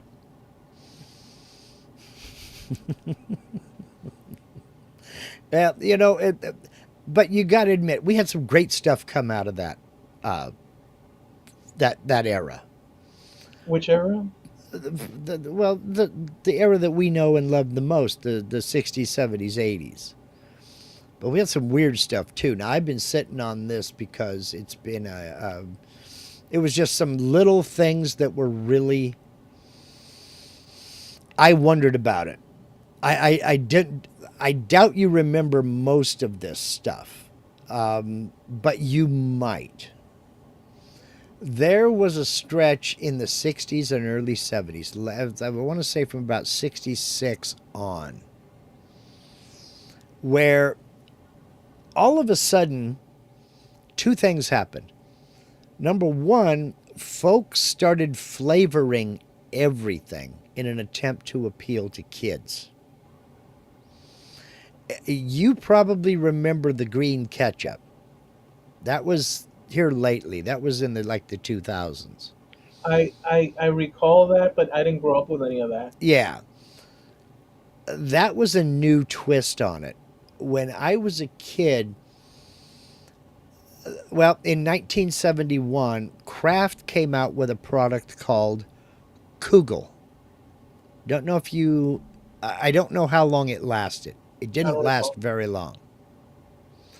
Now, I had a dad who worked in the grocery business, and he was the kind of guy that whenever they got something new and different in, he'd bring some home to try it. Uh, I remember when he brought home the first bag of Doritos. I had absolutely no idea what they were. And I'm like, yeah, they're Fritos. No, they're tortilla chips. I, I don't know what's a tortilla, but he says they're different. I says they look like Fritos. They're not Fritos. Taste one. No, they're not Fritos. They were different from Fritos. But I didn't understand. How could you grind corn and then deep fry it and one taste one way and one taste the other way? I didn't get it. But he brought home something called Kugel, and this was made by Kraft. It was introduced in 71, and what it was a flavored peanut butter. So you had chocolate, tasted a little like peanut butter and a little like chocolate. You had cinnamon, you had vanilla, and you had banana. And I remember it. I loved it. I kept Dad, bring home more, bring home more. And then suddenly it was gone. I remember during that time, they even went so far as flavored margarine. You could get strawberry flavored margarine. I remember that specifically because it was red. And margarine was the healthy thing. You didn't want to eat butter because butter was all this dairy and cholesterol and this, that, and that. Eat margarine. Funny how we've gone back to eating butter now, and margarine is a bad thing. But it was strawberry flavored margarine that was meh, and it was red. So when you spread it on your toast, it looked like you had murdered the bread. And that lasted about as long as Kugel did. It was out for about a year and then it was gone. Around that same time, they started putting freeze-dried fruit into every cereal that I could think of. You could get your cornflakes with sliced freeze-dried strawberries. You could get freeze-dried blueberries. There was freeze-dried fruit in all kinds of different cereals. And then it went away. It went away for two reasons. When it was still, you poured the milk on it. When you went to eat it, it was crunchy like the flakes. Then as it absorbed the milk, it became soft and soggy and fell apart. So it really wasn't aesthetically pleasing. And it didn't work. You know what you never got though, What's that? and I say never, and I'm Mm-hmm. putting my foot down on this. You know why I'm saying never and putting my foot down on this? Because it's highly likely that you did get this. Because you invented it. You're inventing it right now. What? No, no, this is an actual thing, but I want to know if like I'm almost confident that you did, but I want to see what you say. Mm-hmm. Did you ever? Oh, I'm sorry. You never opened up a box of Cracker Jacks, and when you dug down for the prize, it was one of those little sticker stamp type things. You never got that. We got that. Also got the fake tattoo. Got the whistle. Got the bird call. Which one was the? And Oh, was it remember the like? little paper thing that had the little cutout in it, and there was a piece of cellophane on it. Put it between your teeth. You blew on it. Yep. So good. Yeah, And I didn't even care much for the actual popcorn. I like the nuts. the peanuts. Yeah, that were the toffee covered peanuts was the Yeah, that's best. what I liked, and the fries. And the Hmm. popcorn was like, ugh. Yeah, it was a little old, but my aunt Sue, my dad's little sister, she taught me how to make popcorn balls that were very similar to Cracker Jack. They were lighter in color, but we get in the kitchen and I'm right there with her and up on a step stool and she's in there stirring it up and getting it going and getting it going. Okay, now this is super hot. You can't be playing with this yet. It's super hot, super hot. And then she would dump a little bit into the popcorn and you had to put butter on your hands. She would dump a little bit on the popcorn and then you put butter on your hands and you mold it into a ball and set it off to the side. And I thought that was so damn cool. Let me tell you. Oh, go ahead. Go ahead. No, no, Have you. you have you ever pulled taffy? Other than it's already in the thing and in the hot thing, I've been able to pull. Remember the sugar daddies? Oh yeah, But that's not the same thing. But it is. guaranteed to remove at least 2 fillings per bar. Sugar babies is still one of my favorite snacks. I just can't eat What, them. what's the difference between the sugar babies and the sugar daddies? A sugar baby was a little piece of that of a sugar daddy with like a soft maple coating on it. Still really good, really good. You So, never had.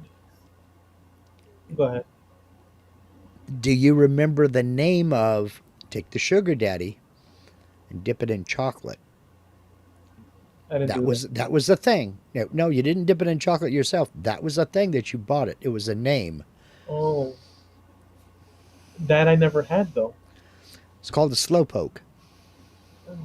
I didn't have that. It was a sugar daddy that was dipped in chocolate.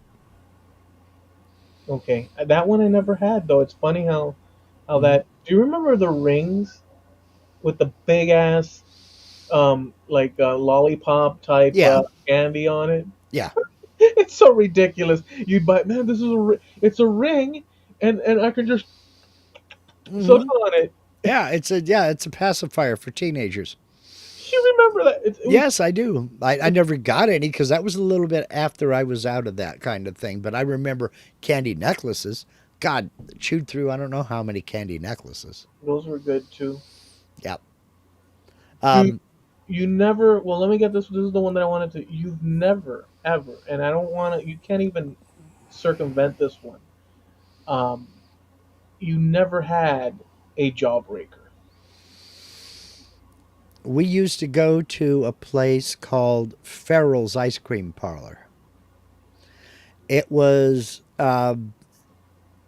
the style was 1890s with the brass band, the Dixieland bands, the red vests, and the Panama hats with the red and white striped band around it. It was an ice cream parlor. When I say it was an ice cream parlor, they had one, it was for parties. You go there for a birthday party. They had one called the Hog Trough. It was a big stainless steel, looked like a serving platter, a bowl with 22 scoops of ice cream in it. And all the syrups and whipped cream and nuts and maraschino cherries that an 8-year-old can handle. And this was for an entire party. And you just scooped it out. And I mean, they played music and announced it, and they had a drum roll for it. Ladies and gentlemen, the pig trough, and plastic pigs all over the place in it. The hog trough, and gave it a little ceremonial, take it out and put it in the middle of your table. That was all well and good, but they had a candy shop in one little corner where they had like the crystal candy, the little wooden. It had a ball Yep. on one end, had a wooden spike, and it was all crystals on it. No, that I don't know. I thought you were talking about something else. But go ahead. Then they had jawbreakers. They had jawbreakers that ranged from the size of your little fingernail. And these were all in big open barrels. You had to take a lid off it and get one out, you know. They came in plastic, right? No, it was just the jawbreaker. You lifted the lid, you grabbed the little tongs, and you took one out until you got to the big jawbreakers, the size of a baseball. Huge things. And the tongs wouldn't work on them. You pick one of those suckers up, and you were busy for a month. I'm telling you. Because the only way you could eat it was take it outside, put it in a plastic bag, and hit it with a hammer several times to break it up. Or you could just lick on it forever. Yeah. And my brother and I would get one of those suckers, and we're sitting here with like a lick on a baseball. What the hell? To see who could get to the center fastest. And when they made the when they made the jawbreaker, it was done in layers, and Yeah. each layer was a different color. Okay. So you were going through this. You could see like strata of the earth. It's white, now it's blue, now it's green, now it's red, now it's yellow, now it's white, now it's blue, now it's green. And then there was a gumball, a big gumball in the center of it. Oh, Steve remembers them. I tried to do the hog trough all by myself once. Yeah, I think every kid had that dream. I never had the money to get one myself, but something's telling me that Steve wasn't a kid at the time. But Farrell's was a great place, man. It was somebody, you could go in there and get an ice cream cone and leave, but somebody was having a party there any day of the week. It was just a different kind of place. A lot of fun. Let me share, since you're bringing these memories back, and for some reason I'm just following along and picturing. Well, not for some reason. That's what happens with a story, right? Yeah. Follow along, and you start imagining the thing.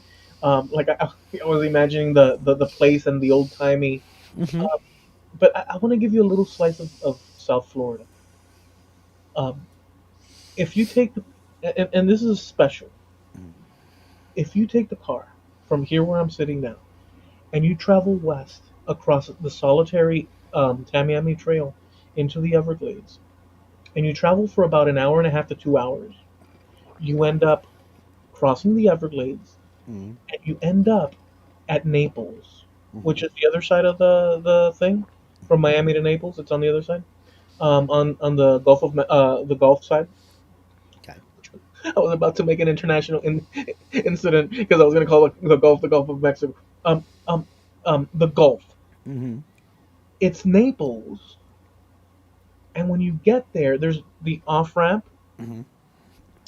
If you keep going, you go into Naples further, but on the left hand side, as it turns, it's almost on the water mark, Hmm.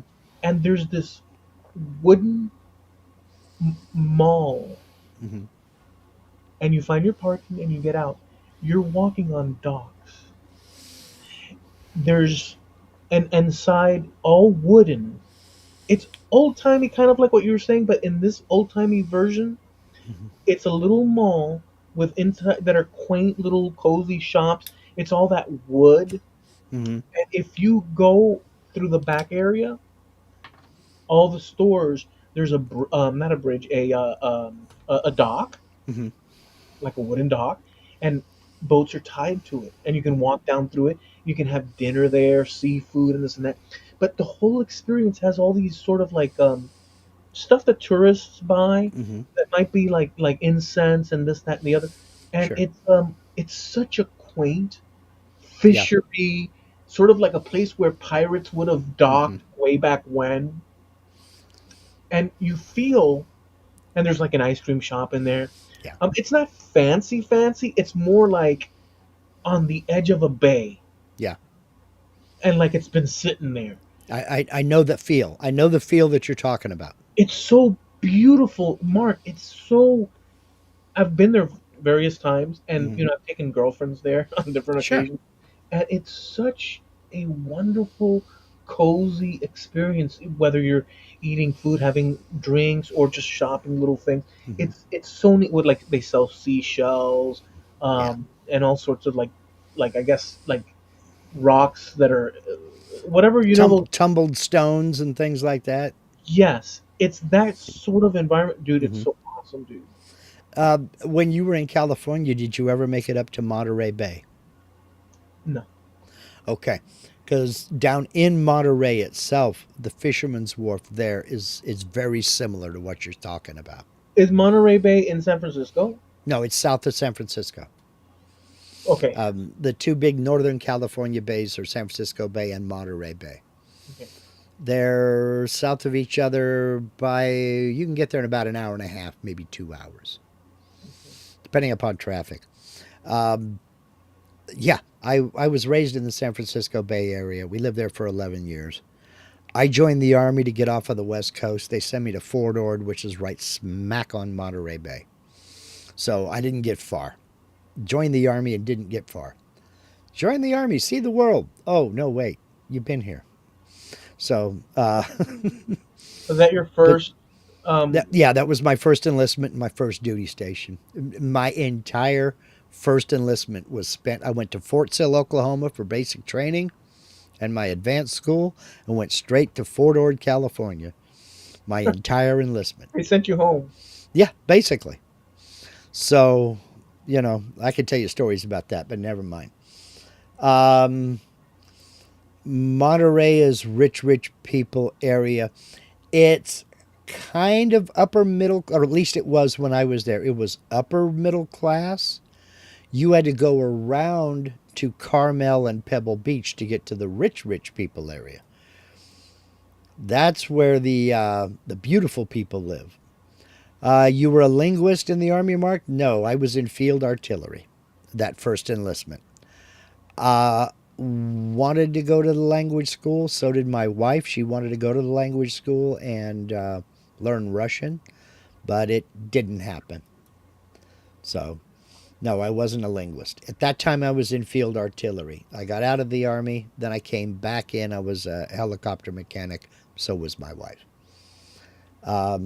Steve qualified his hog trough thing. I was 19 and I made it a little over halfway through. Ferrells didn't stay around long enough to try it again. Yeah, that is such a shame. I mean, I remember those kind of places not only had atmosphere, they didn't rely on the decorations to provide that atmosphere. They did stuff. I don't remember the name of the pizza place we used to go to in California all the time. They were a big chain. They were all over the Bay Area anyway. I think they were down in Southern California, Steve. But they played old movies. There was a big projector screen on the wall. You're sitting there with your family eating movies, and you're watching Laurel and Hardy, and you're watching Charlie Chaplin, and you're watching the Three Stooges, and you're watching the Marx Brothers. Short movies, 15 minutes maybe, and old serials, Radar Men from the Moon and Flash Gordon and things like that. Shakey's, that was it. Shakey's Pizza. There was more than one that did that, but that was the one I remember. And it was fun. It made going there fun, you know, and pinball machines, and I mean all that kind of stuff. You guys are so West Coast. The the West Coast areas like automatic. Even though Steve may be in LA and you all converge into you're so I'm involved in conversations with West Coast guys is what it You is. you knew that coming in, I thought. Well, I did. I'm just thinking about. Says Mr. Miami. I'm saying it out loud because it's an amazing thing too. If the way Yeah. from my perspective, Hmm. but the fact that you both of you, the reference points, Hmm. it's a big state is what I'm getting at, and Yeah. yet look Hmm. how much cross. Well, then again, you guys have lived um, Well, a half over half a century, have you not? yeah, true. But you got to figure we were also about 400 miles away from each other. Which is the So, amazing thing you know, that so there's yeah. common reference. If you think about it, it's like, Hmm. I mean, that's dude. Yeah. I'm pro West Coast. I love the West. I have to. It is what it is. Yeah. It is what it is. It's so freaking awesome. I love it. Momo says, I think Fort Ord housing was vacated due to environmental reasons. It was like a ghost town when we drove through in 2009. Yeah. I'm trying to remember the last time I went back, and it was like that as well. It was a ghost town. I would venture to say a lot of the housing we lived in had its share of lead paint and asbestos. But you got to remember, well, the walls were concrete. Not, and I don't mean cinder block. I mean they poured concrete slabs, stood them up, and that was part of the house.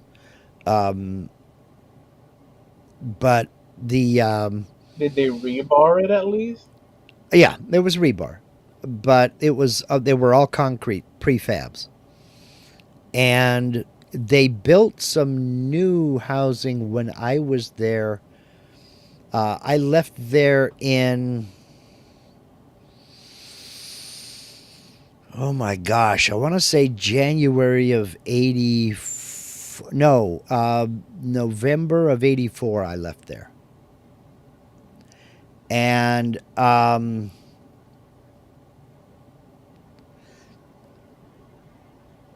yes, November of 84 I left Fort Ord, and they had just built new housing out by the airfield. And I don't remember the name of the airfield. I wasn't in Army aviation at the time. So now Frankie has one here. I believe in the near future video rental stores will return for the nostalgia. Dude, Frankie. Frankie, you are so retro. You are you're stinking up the joint with retro about that. Do you think that's true, Mark? What he just said? I think it's possible. I think it's possible because I am seeing a trend. I think we kind of discussed this a little bit, but I don't With think you were down with the idea. People are getting back into owning physical media. Yes, you can stream like crazy until you can't. Because like Disney has just wiped a lot of their films completely off of the platform. There's a lot of Disney movies that are not streaming on Disney anymore, and you can't get them anymore. But if you were lucky enough to get them on DVD or even VHS back in the day, nobody's coming to your house to take that away. You let me just still have it, let me just insert this one thing. That's how come I bought 5 copies of the brand new release of Snow White just in case. just in case. Hey, you never know. This sucker may be a collector's item in 10 years. I'm just joking. But to Frankie's point though, I have seen nostalgia stuff where Hmm. people are like, "Man, Blockbuster and such and this and that," and obviously it's something that we all did because Hmm. that's where we would get our entertainment. But I have seen recently on Facebook.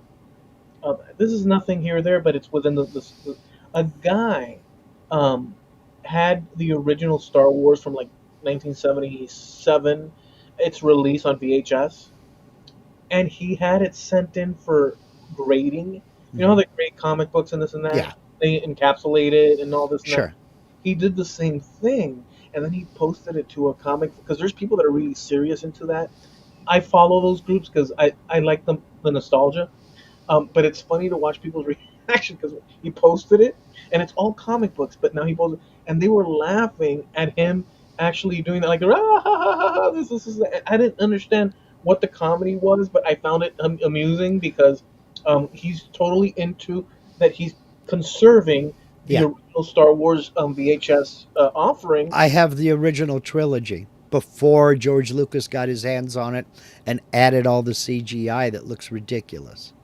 I have that original trilogy. It's in a box in the closet. And before anybody asks, yes, I have a VCR. I have two of them. I'm touching one right now that I'm using to transfer videotapes onto the computer. Have you had it that VHS appraised and insured? No. You know why? Why? I paid $5 for it at the thrift shop. Well, yeah, just on this same thing with nostalgia and stuff, and in that same comic book thing group. There's a few of them. I keep getting running across Mm-hmm. comic books that are slabbed Mm-hmm. and graded and stuff. And I ran into one today Mm-hmm. where the guy says, "This is a classic. It's so retro. It's so this and that. It's graded." Mm-hmm. And I'm looking at it. I'm saying, I owned that when I picked it up out of the off the stand, Yeah. and look how they're talking about it. Yeah. That it's a classic. So these are kids. If you think about if these kids are 18 years old or whatever the case is, 16, 17, 18, Yeah. whatever the case, to them Mm-hmm. are those days of us picking stuff off the stand Yeah. is the classic era for them. Well, let me throw this at you here real quick. Um, oh, come on. Where'd it go? Frankie said it. Come on. I said I got out of the Army the first time in November of 84. Frankie said November of 84 was when I was born. Why did it say Harneo Media Shakies? We were talking about Shakey's Pizza. No, but why is it sitting on? You know what's weird? I've got. Forgive me, everybody. Just it's just sitting there saying Harneo Media Shakies. Yeah, you gotta click the little blue arrow down at the bottom. Do you see the little blue arrow pointing down? Or maybe you've already scrolled down. Oh, oh, is it just? If Oh, you. that, how do? I'm sorry. Forgive me, Hyde. Okay, no, I still have it, Mark. Mhm. It's right in my face. Okay, now look down in the chat. Bring your cursor. Start bringing your cursor towards the bottom of the chat. You see that blue arrow? It's gone. Yeah. Okay, click the blue arrow, and that'll take you down to the most recent. Okay, it's gone. It's gone. Sorry. Your chat stalled or something, or you clicked on it to read a comment, and Yeah. then it didn't take off by itself automatically. No, Frankie, I'm not making any light of what you said. I picked up on obviously the nostalgia and people looking for these things because it's so because he said something. Hold on, I'm afraid now to click on it and then I get stuck with the thing. He says, "I don't think it will become a large franchise type rental place." Yeah. Um, Fair enough. Well, I can see nostalgia things popping up. I totally get that. It's just that in my mind, unlike what Mark has suggested, um, to throw some controversy into the mix here, hmm I don't see.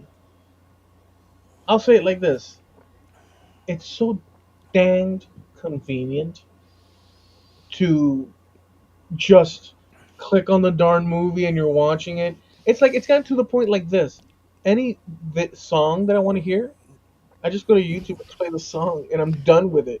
yeah, but the problem is, it's so convenient to go click on the movie and watch it until it's taken down, until it's gone, until that streaming service no longer has a contract with that production company, and that entire series of films is gone. And it's happening over and over. Or maybe, I mean, it was, I believe it was Disney. The reason they got rid of so many movies, they said it wasn't worth the money to pay to store them Online. based on the number of views they're getting. So they just took them down. See, that is a good point because I might have stuff in my collection Mm-hmm. that I'm so fond of, but they're sort of niche little Yeah. music or niche little videos or whatever Mm-hmm. the case might be. Uh-huh. Um, just little whatnots that most people would be bored. Like certain Beach Boys albums, Mm-hmm. um, they're sort of off to the side, but I find like Smiley Yeah. Smile. Mm-hmm. I'm sure you can find it now, but in other words, things Well, like that might get tossed in the wastebasket, and you never have access to them if you don't have the physical copy. I get that. yeah, and that's what it is. But that's the kind of things that it is because you look up certain bands, you can find their greatest hits album, but you can't find the albums that led up to the greatest hits, you know. So having that physical copy that you own and possess and nobody can come take it away from you, I think a lot of people are starting to see the value in that. Put it to you this way: there is still a Blockbuster video. It's located in Bend, Oregon, about 90 miles from me. I've seen that. So there is still obviously a need for it if it's still open. Okay, I'm going to do something I don't do. I need to go grab a glass of water. I got heartburn real bad. I will Okay. be right back. Okay. Um, in the meantime, let me look at these comments here. Someone will have to start selling the machines again. Well, that's part of it too. You need the infrastructure, you need the whole cycle. So the machines, I mean, like Circus City, if you guys remember, I'm sure all of you remember. I'm one.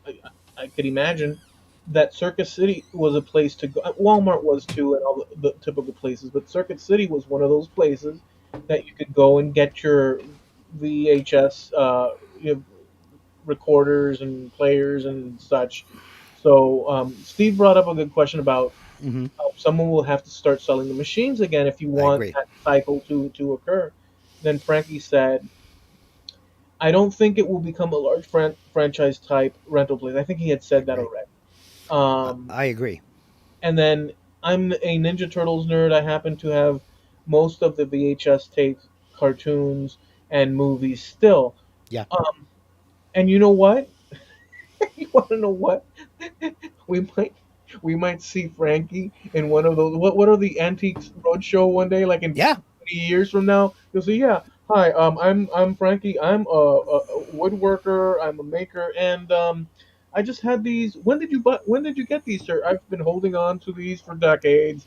And is this the first I don't know Goonies movie? Yes, it is. It's worth $5 million." Um, We laugh about it, but it's very possible. You never know. I'm not laughing. I'm saying You never can tell what is going to become collectible and what isn't. You never can tell what's going to become hot and what isn't. I mean, think of those graded comics that you're talking about that you owned, that you paid a quarter for. that I used to own Yeah. Well, that's why I say owned. all That of you that. paid what, a quarter for it or something like that? When I was coming up, they were. It started. By the time I started collecting, they were 75 cent, and then they moved Okay. up to $1. Okay. Yeah, I remember 15 cent, but I'm old. What can I say? But there's all kinds of things like that. I was real hot and heavy into model cars when I was a kid. I mean, my dad built me an extra bookcase for my bedroom to have a place to put all the model cars I built. If I didn't have a model car going every day, I was jonesing my dad or my mom, either one, to take me to King Norman's toy store in Fremont, California, so I could get another model car. And some of those are just no longer made. The model kits are no longer made.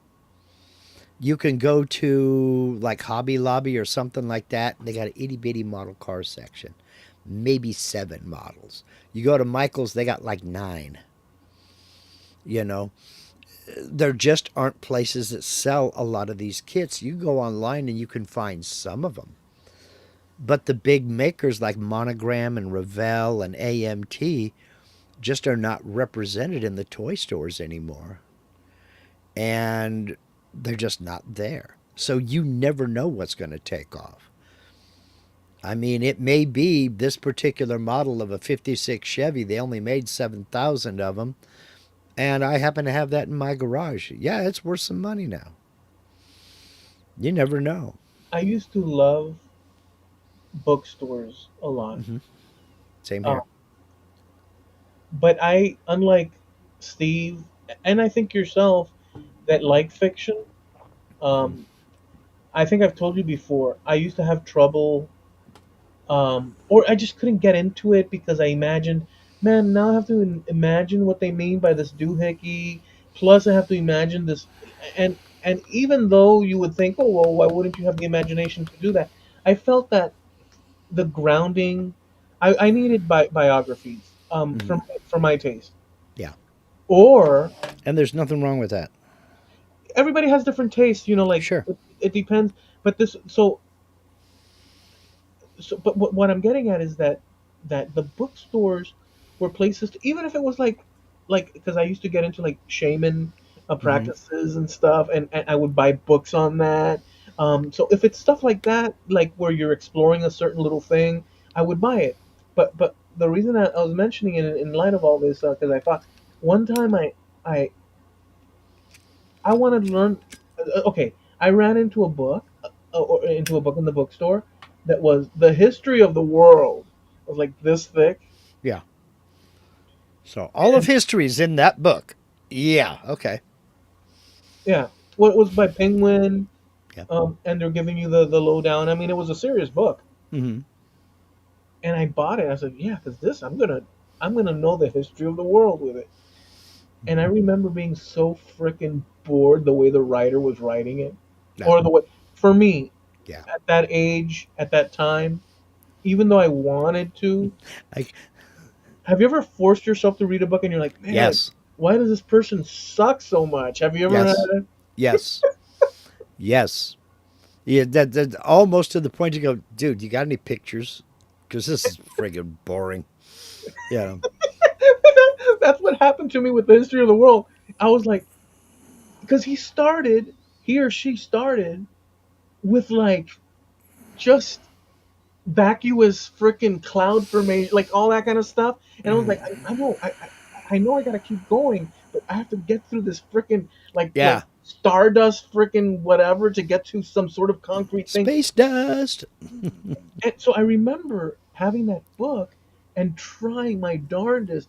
And at one point I said, "Screw this!" I put it to I just it was too like scattered and stuff. But anyways, just to say, in our world today, Hmm. I could pull, even if I didn't, like, let's say AI was out of the picture, Hmm. we still have so much access between the internet archives Hmm. and just googling pages, or all this and that, that we can have access to all that goody stuff without the pain of like, oh, I bought this book, oh my goodness, I have to frickin' Well, what you're describing is a textbook. It sounds like a textbook. it wasn't a textbook. It could have been. um no, it was meant for, it was like a I paperback, get it.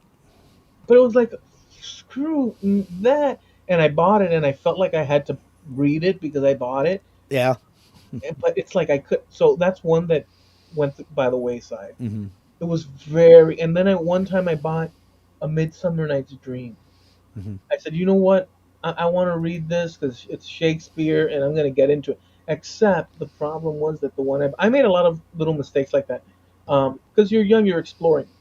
The problem with that book was, as much as I wanted to read it, it was in old English, Yeah. dude. Yeah. I It was was. getting ready to say, grab yourself the Canterbury Tales Is it and like that? try to. It's Middle English. Try to get through it. Oh Oh my God. Yeah. You no, will need translations if you can find now the stories themselves are actually pretty good if you can find them translated, yeah, but they're also in prose. It's poem. The line next they rhyme, and it's actually pretty good. yeah. But I had problem wow. with, yeah, that kind of thing. Um, Yeah. but in any event, the contrast is that we can now solve for all that Mhm. with the awesome access that we have, dude. It is awesome. Well, when I was majoring in English, before I figured out the only thing I would qualify to be as an English major would be an English teacher. I quickly dropped that because I didn't want to be an English teacher. In my one of my literature classes, one of the books we had to read was The French Lieutenant's Woman.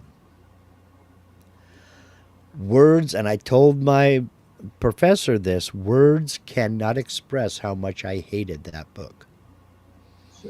Absolutely despised it. It was one of those books that doesn't have a definite ending. It had three alternate endings and made you decide. And it's like, no, you're the storyteller. You decide. You made me go through this long, boring ass book, and you're not going to give me a conclusion one way or another? Screw you. Yeah. And I flat out said that. And he's like, well, let's talk about it. Why? I said, because he's the storyteller. He failed as a storyteller. Oh, but he's giving you these options. Storytellers don't give options. Storytellers tell a story. He failed. This is a literary classic. He failed. I wasn't having it. No, he failed as a storyteller. And I went through this long, boring ass book and he didn't even give me the wrap up. No, don't like it. Hate it. And he just wasn't having it. Neither was I. But, it was fun interchange anyway. Fred Kelly, if you listen to this, I still love you. There's a thing on these clips that we see on Facebook and here and there where it's a joke or gag type thing where what a guy will do is he'll pop in an audiobook Mm-hmm. that it'll be in like uber romantic, like Mm-hmm. risque, and they'll park up or they'll drive up like to like some sort of parking space, maybe a gasoline station. They'll have the windows rolled down and they'll have the volume up, and the lady that's narrating is like, and she quietly pressed him against the doorway, and the like it's going into the thing, and you'll see people in the other cars like going like that. I Have you seen those? You haven't crossed. haven't come across those yet, but I can see where that would be fun. It's hilarious. I could see where that would be fun. Let's see. Frankie says the Ninja Turtle movies. He's talking about the movies I have are actually bought as soon as they hit the store. Grandma waited in line for the second one. Oh wow, that's love. That's the love of a grandma. And then Greg popped in. I can't get enough zombies. Not now. Are you talking about the music group from the 60s and early 70s? He's making a dig at me. Mm-hmm. I wonder. He is making it, but I'll tell you, as far as zombie movies, um, I still like them, enjoy them a lot. Same difference because of the hunt and the survival aspect of it. Love it. The fact that it's fantastical, whatever. Um, you know, Night of the Living Dead was a turning point in American cinema. Night of the Living Dead. I mean, their budget was $12, and you can tell. It looks like it was shot in Frank and Eddie's backyard, and you can tell. But it George was a Romero. George Romero. It was an excellent film with an excellent plot, and it was less about the zombies and more about the interaction of people in a panicky Yeah, situation. it was good. It was an excellent film. He's Cuban, by the way, or Af- what? After that, any other zombie movie is just trying to ride its coattails. Well, he came out with other ones. He did, but it just did not hold up like the original Night of the Living Dead.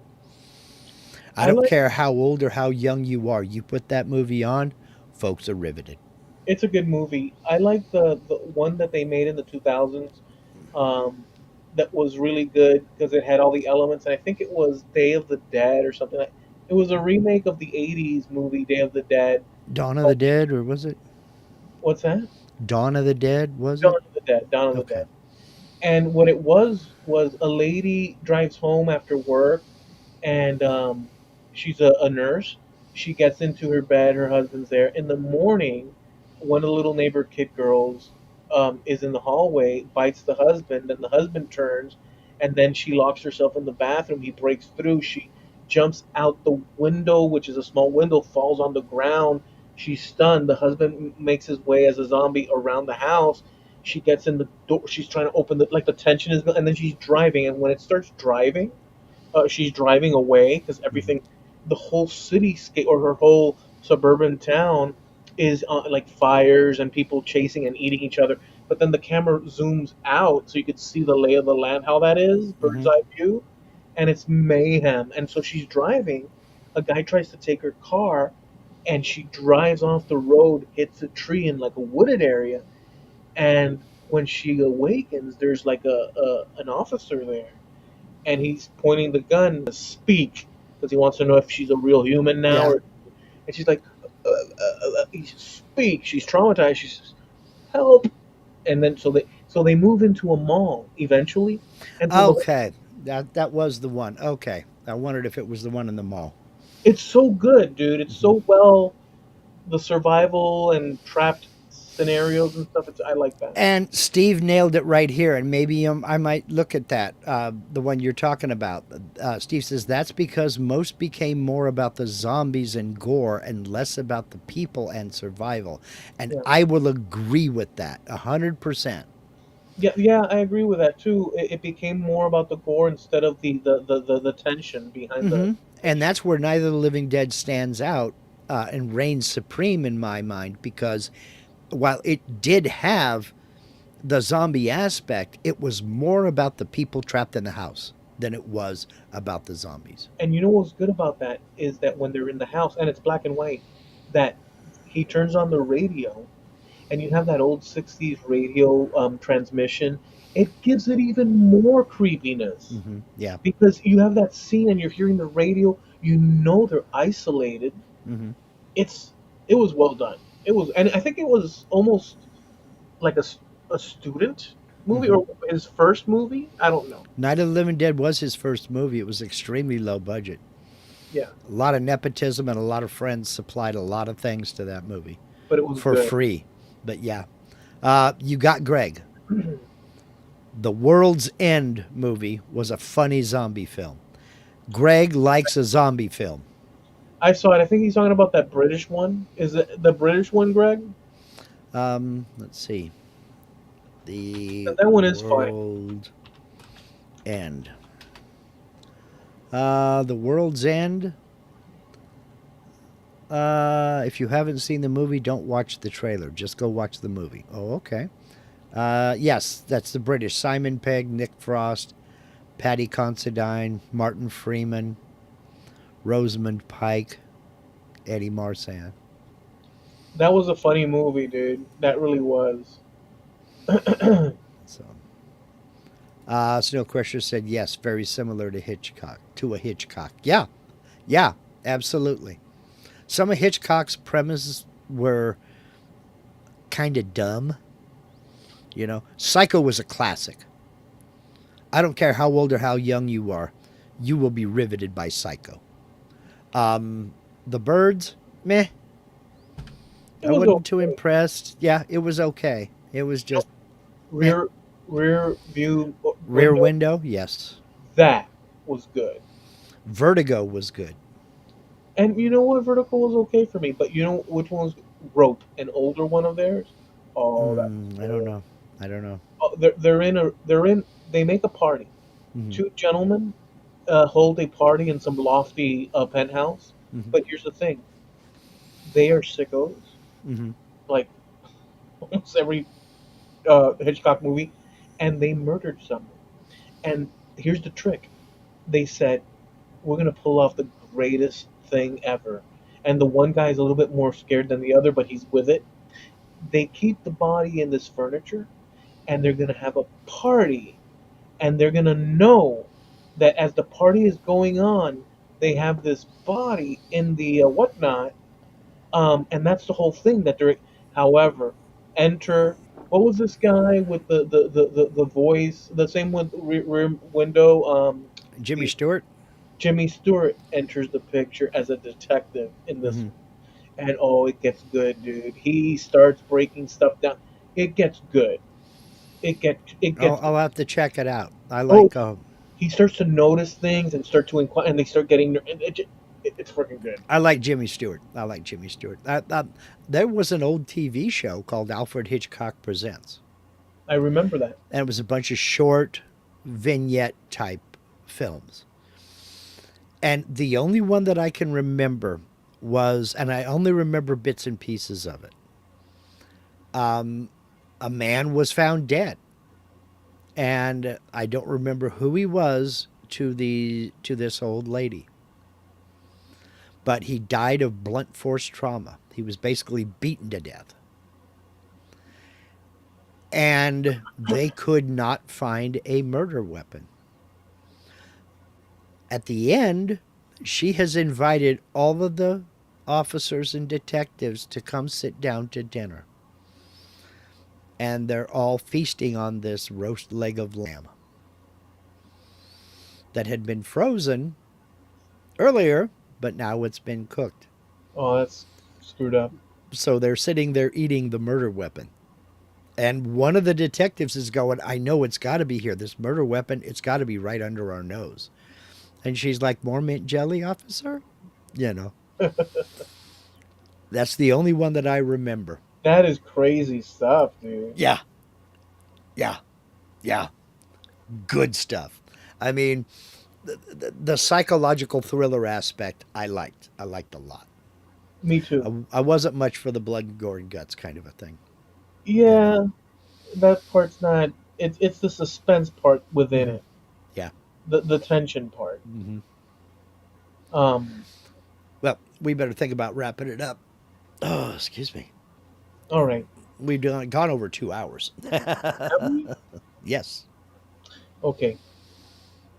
All right. So, anyways, we go live every Tuesday, and that's here on the Trampled Underfoot podcast channel on YouTube. 9:30 Eastern, 6:30 Pacific Coast time. So that's that. And now we're going to go and talk about the fact that we are also on Facebook, which is Trampled Underfoot Podcast on Facebook. And we usually post the occasional image and or link, video, etc. over the things that we talk about there. And also we have a website, which is trampledunderfootpodcast.com. And obviously, you can catch our past episodes over there. Be sure to check those out. And really, it's